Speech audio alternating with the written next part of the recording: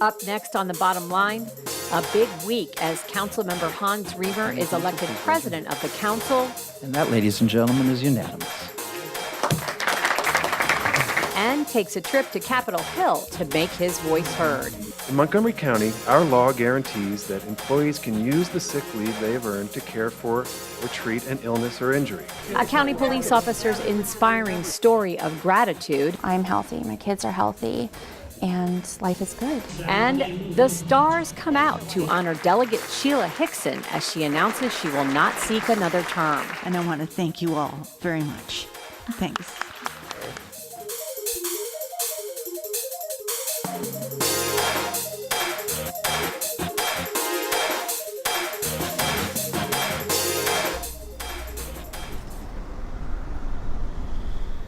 Hans, here we are. We're in front of the Rayburn building. You're about to go in and testify before a House subcommittee. Talk a little bit about why you're here and why it's important for Montgomery County for you to be represented here. I'm here today because Montgomery County passed a law that entitles people who work in the county to sick leave. And if you work, you accrue a certain amount of sick leave. And there is a law that is pending before Congress that would take that away effectively. I'm here today to speak out on behalf of the law that we passed at the council. What is your goal? What do you want to accomplish when you go in and testify? Well, I'd like to explain that this federal law, does not treat people well by overturning state and local laws, and that state and local government is an appropriate place to pass a law creating this kind of a right. And I want to let the members of Congress know that if they try to overturn state and local laws, there's going to be a fight. Montgomery County approved its own safe and sick leave policy in October of 2015. That guarantees workers can earn up to 7 days of paid time off. In Montgomery County, our law guarantees that employees can use the sick leave they have earned to care for or treat an illness or injury. I can tell you that I have met so many people who have needed to use leave after an injury or sudden illness, such as a car crash or the flu, or taking care of a child who broke an arm. According to statistics, 1/3 of workers in the United States do not have paid leave. 37 million workers today have no sick time. Without paid sick time, employees are often forced to go to work and spread the flu to their coworkers or customers, or to send their kids to school sick and infect their classmates and teachers. During questioning by committee members, Councilmember Riemer said the county's policy has made a difference for families and communities. We are not hearing from employers that it has been an undue burden for them, and we certainly are hearing from employees that they appreciate the rights that have been granted to them by our local government's law. We know that paid leave is good for families and businesses. Policymakers will continue to address this issue. I thank you, Mr. Riemer, for explaining that from your perspective. I was really pleased to be able to speak today. And Following the hearing, Democratic leaders spoke with reporters about the urgent need for federal policy that provides paid sick days, paid family leave, and flexible work schedules. We need to talk about creating a strong federal policy that grants sick leave and family leave and schedules that are appropriate to our workforce. As the Montgomery County Council President, this must make you feel awfully proud that you were included in this discussion and people are taking a good look at what we're doing in Montgomery County at a national level. Well, exactly. We have a leadership role to play in this country as a local government enacting laws that, try to lead by example. And I think everyone in Montgomery County appreciates living in a community that is trying to do the right thing, especially in the environment that we're in. I think we all want to feel like we're proud to live in the community that we live in. It stands adjourned. And today's action in Congress was about defending those values in front of, frankly, what are attacks against what we've tried to accomplish. I think Montgomery County was heard loud and clear and had an impact on the discussion today.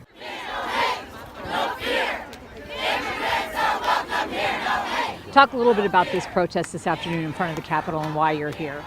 Well, we want Congress to make DACA permanent, which is the law that allows many children of undocumented families who grew up here, who live in Montgomery County, who go to our schools, who are succeeding, who are trying to go to college and live a good life. And they are as much part of our community as anyone, and we want them to be able to stay. But if Congress doesn't act, really they are at tremendous risk of deportation. So I'm here to join and stand up for all the people who live in our community who want a different path on immigration policy, who want Congress to act to, embrace diversity and immigration and all the benefits that it brings to our community. In our next story, we meet a Montgomery County police officer who decided to make her cancer diagnosis more than just a statistic. Most days, you'll find Officer Melissa Colligan out and about in her community as a visible, reassuring presence. Sitting here talking to a police officer without worrying about going to jail immediately. But little would you know that just 2 years ago, Melissa Colligan was in the fight of her life. I got my diagnosis.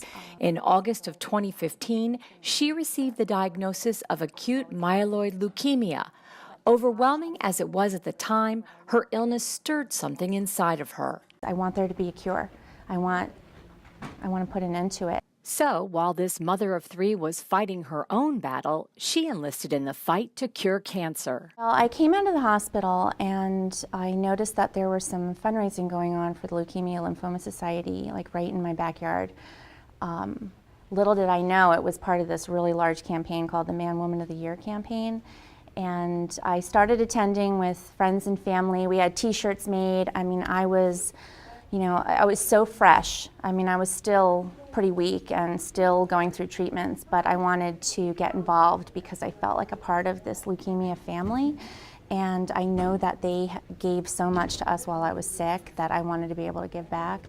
While she was back at work, recovering from cancer, Officer Colligan enlisted friends and family in a campaign to raise money for the Leukemia Lymphoma Society, and they called themselves Missy's Mojo. Hi, I'm Melissa Colligan, and I'm running for Woman of the Year for the Leukemia and Lymphoma Society. We worked 10 weeks of writing letters, making phone calls, going to local businesses, hosting events, and we just we were all so motivated because I had just been through it, and I feel like one of the reasons I'm alive today is because of the research that they've done. So I had people coming out to support and the cause and me personally from all over the country. In just 10 weeks, Missy's Mojo raised $121,000, which earned her the title of Woman of the Year for the Leukemia Lymphoma Society of the Eastern Shore. I want to say I didn't care if I won or lost, but I'm a little competitive, so I was hopeful, but I knew that every dollar raised was just a dollar that was going towards Leukemia Lymphoma Society, and so whether I won or lost, I would still be making an impact. Oh, wow. Yeah. Okay. And if you have any questions for us, there's 4 of us here. Oh, good. I do have a question. And she's making an impact in her day-to-day work as a county police officer as well. Melissa Colligan is a community police officer for the county's 3rd district, a role she stepped into when she was recovering from treatment and getting back on her feet. A lot of blessings have come out of me being sick, and one of them was that I'm in this great position that I'm in now on the department. When I first came back to work, I wasn't healthy enough really to put my uniform on, go back on the street as I was before, running calls as a patrol officer. So they put me into this community service position, and I'm loving it. It's wonderful to go out and meet with schools and homeowners associations, PTA groups, do station tours, come out to events like I'm at today where I get to reach out to the public and let them get to know us when there isn't an emergency. Usually people only call us when it's a time of need. It's usually not a good situation. Here's my card. I work in the community service office, so if you guys have any ongoing concerns that you don't want to call 911 about, that you want us to address, we have more time to look into stuff like that. She sat down and welcomed me aboard and thanked me for my service, and I thanked her for hers, and now I'm thanking her for what she does for the community. And I think it's a very honorable situation for all of us, and I'm very happy to meet her. Don't be scared of the police. When we caught up with her, Officer Colligan was showing some members of the intellectually disabled community what resources are available to them. These are bracelets that lets the police department or anybody else know that somebody with autism or an intellectual disability is wearing it. I didn't know about things like this. Well, because this is what I do. Being an effective community police officer requires a unique blend of skills, and her life experience has helped her relate to those she serves. I do. I go out about to maybe 2 or 3 or more events every week. Perfect. Looks good on you.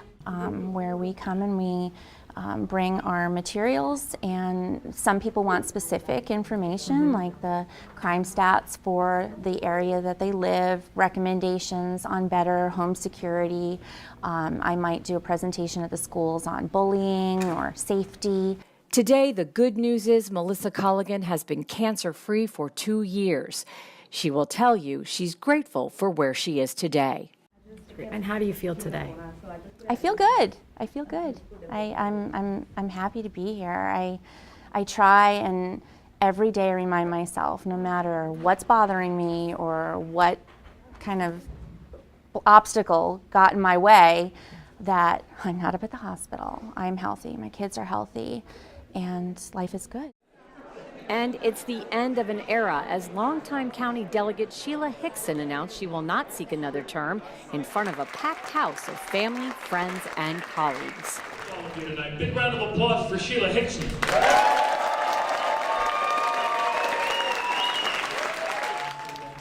It was a who's who in Maryland politics at the Montgomery College Cultural Arts Center in Silver Spring.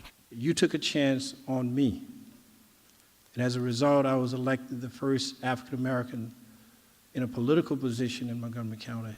After more than 40 years in the Maryland House of Delegates, Sheila Hickson has decided it's time to take a bow. I will not be running for office the next term. It's been a great run, and I couldn't have done it without you, and you made it the greatest moments of my life, and I want to thank you all very much. Thanks.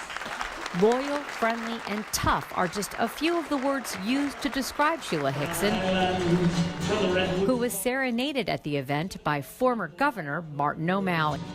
This land was made for you and me. Thank you very much, Sheila. I told Sheila, for all of the tough votes she had to cast, I said, no, I'm always here. I always have your back. Let me know however I can help. I didn't know it would be free entertainment at her soiree. The 84-year-old Hickson has served as the chair of the House Ways and Means Committee since 1993, the first woman to hold that position. Congratulations. It's very good. By meeting with myself and other women interested in being in politics, looking for advice, she's been a great source of support. I was certainly fortunate enough to be under the tutelage of Sheila Hickson as a freshman delegate in the Ways and Means Committee, and she really instilled in me a great work ethic, but also a commitment to our community. When people were still arguing whether there was a fight between the environment and the economy, Sheila was very strongly for women's rights. She was passionately for the contributions and the rights of our immigrant community in Montgomery County, and so strongly for LGBTQ rights in Maryland as well. Thank you so much. Well, that wraps up another edition of The Bottom Line. 3 Montgomery County voices who were heard in Annapolis, Capitol Hill, and the community. I'm Susan Kennedy. Thanks for watching.